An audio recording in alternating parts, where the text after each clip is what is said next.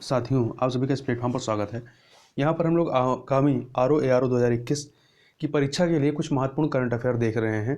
तो यहाँ पर इस वीडियो में हम लोग कुल 30 प्रश्नों को देखेंगे और ये 30 प्रश्न जो है आपके आर्थिकी से संबंधित हैं।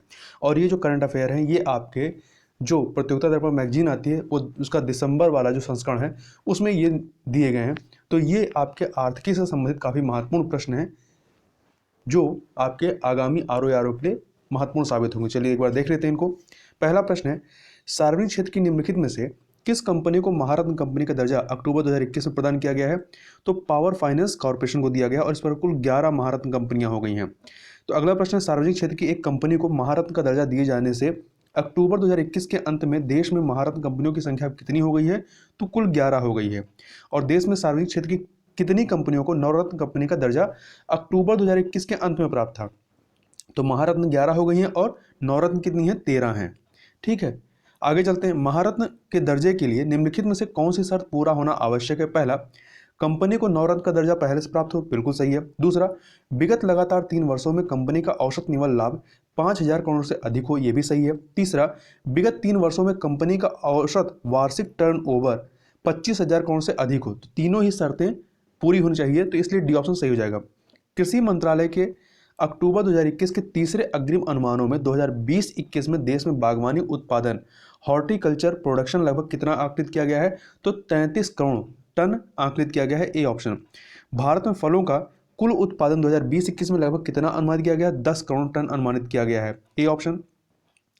क्वेश्चन नंबर 7 देखते हैं। साकू आपसी व्यापार हेतु निम्नलिखित में से किस क्षेत्र के देशों का कस्टम यूनियन है? तो ये दक्षिण अफ्रीका का है, सी ऑप्शन। आगे चलते हैं। भारतीय रिजर्व बैंक के गवर्नर श्री शक्तिकांत दास की इस पद पर नियुक्ति दिसंबर 2018 में 3 वर्ष के लिए की गई थी तथा इस पद पर उनका यह कार्यकाल दिसंबर 2021 तक के लिए था। उनके इस कार्यकाल में कितनी वृद्धि सरकार ने की है? कुल 3 वर्षों की वृद्धि की है, सी ऑप्शन।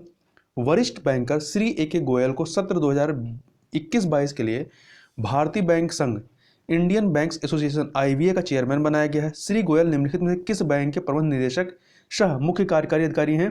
तो ये यूको बैंक के हैं। किसके हैं? यूको बैंक के। देश में पहला राष्ट्रीय सहकारिता सम्मेलन सितंबर 2021 में किस शहर में आयोजित किया गया? तो कहाँ पे किया गया? नई दिल्ली में। अर्थशास्त्र के क्षेत्र का वर्ष 2021 का नोबेल तुल्य पुरस्कार निम्नलिखित में किन्हें प्रदान किया करने घोषणा की गई? तो David card, Joshua D Angrist और गुइडो एम्बेस, इन तीनों लोगों को देने की घोषणा की गई है। तो तीनों लोग हैं इसमें। तो यहाँ पर आपका डी ऑप्शन 1, 2, 3 सही हो जाएगा। निम्नलिखित में से किस दिन को निर्धनता निवारण हेतु अंतर्राष्ट्रीय दिवस के रूप में मनाया जाता है? तो 17 अक्टूबर को, सी ऑप्शन। निम्नलिखित में से किस दिन को विश्व मितव्ययिता दिवस वर्ल्ड थ्रिफ्ट डे के रूप में मनाया जाता है? तो 30 अक्टूबर को। आगे चलते हैं। वर्ष 2021 की ग्लोबल हंगर इंडेक्स रिपोर्ट में भारत को कौन सा स्थान हंगर इंडेक्स में दिया गया है? 101वां दिया गया, जबकि 2020 में 94 पे था। आगे चलते हैं। निम्नलिखित में से कौन सी कंपनी अक्टूबर 2021 में समाप्त हुए IPL की टाइटल प्रायोजक कंपनी थी? बीबो थी। चालू वित्तीय वर्ष 2021-22 में भारतीय अर्थव्यवस्था में वृद्धि कितने प्रतिशत रहने का भारतीय रिजर्व बैंक का ताजा अक्टूबर 2021 का पूर्वानुमान है? तो कितना है? 9.5%। तो इसको याद रखिएगा। इसी प्रकार से एशियाई विकास बैंक ने 2021-22 में भारतीय अर्थव्यवस्था में वृद्धि कितने प्रतिशत रहने का पूर्वानुमान सितंबर 2021 में व्यक्त किया था? तो इन्होंने जो है 10% रहने का अनुमान व्यक्त किया था, डी ऑप्शन। अंतर्राष्ट्रीय मुद्रा कोष अर्थात IMF के अक्टूबर 2021 में ताजा आकलन में 2021-22 में भारत के GDP में वृद्धि कितने प्रतिशत रहने का संशोधित अनुमान व्यक्त किया गया है? तो कितना व्यक्त किया गया है? तो ये किया गया है 8%। कितना है? 8%। RBI ने, देखिए RBI ने 9.5%, एशियाई विकास बैंक ने 10% और IMF ने 8%। और वहीं विश्व बैंक के अक्टूबर 2021 के संशोधित आकलन में भारत में 2021-22 में GDP में वृद्धि कितने प्रतिशत रहने का अनुमान व्यक्त किया है? तो 8.3% रहने का अनुमान व्यक्त किया है। वहीं 2021 में वैश्विक GDP में वृद्धि कितने प्रतिशत रहने का संशोधित अनुमान अंतर्राष्ट्रीय मुद्रा कोष द्वारा अक्टूबर 2021 में व्यक्त किया गया है? तो 5.9%, सी ऑप्शन।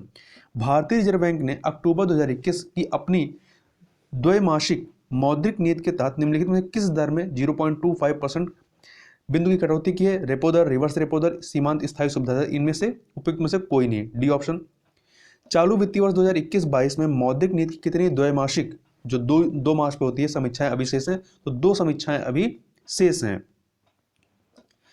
वाणिज्य मंत्रालय के अंतिम आंकड़ों के अनुसार चालू वित्तीय वर्ष 2021-22 की पहली छमाही में भारत के वस्तुगत निर्यात लगभग कितने रहे हैं? तो ये कुल 200 अरब डॉलर के रहे। कितने रहे? 200 अरब डॉलर। वहीं 2021-22 की पहली छमाही में भारत के सेवाओं के निर्यात लगभग कितने के अनुमानित हैं? 115 अरब डॉलर, बी ऑप्शन। ठीक है, आगे चलते हैं। एयर इंडिया की 100% हिस्सेदारी की खरीद के लिए कितने रुपए की बोली टाटा समूह की थी, जो सरकार ने स्वीकार की? 18,000 करोड़ की। अंतर्राष्ट्रीय आर्थिक सहयोग के लिए गठित G20 का 16वां शिखर सम्मेलन किस शहर में अक्टूबर 2021 में संपन्न हुआ? तो इटली के रोम में, बी ऑप्शन सही हो जाएगा। 27 नंबर क्वेश्चन देखते हैं। भारत के 52वें अंतर्राष्ट्रीय फिल्म महोत्सव का आयोजन नवंबर 2021 में कहाँ होना है? तो गोवा में। फिस्कल मॉनिटर रिपोर्ट निम्नलिखित में किस संस्था द्वारा जारी की जाती है? तो यह रिपोर्ट जारी की जाती है अंतर्राष्ट्रीय मुद्रा कोष IMF के द्वारा। निम्नलिखित में से किस शहर में सेंट्रल विस्टा रीडेवलपमेंट प्रोजेक्ट कार्यान्वित किया जा रहा है? तो ये किया जा रहा है नई दिल्ली में। मानव पूंजी सूचकांक ह्यूमन कैपिटल इंडेक्स रिपोर्ट निम्नलिखित में किसके द्वारा जारी की जाती है? तो यह रिपोर्ट जो है वर्ल्ड बैंक, विश्व बैंक के द्वारा जारी की जाती है। इस प्रकार से यहाँ पे हम लोगों ने 30 प्रश्नों को देखा, ये काफी महत्वपूर्ण है। तो इस वीडियो में बस इतना ही, मिलते हैं नेक्स्ट वीडियो में, तब तक के लिए बहुत बहुत धन्यवाद।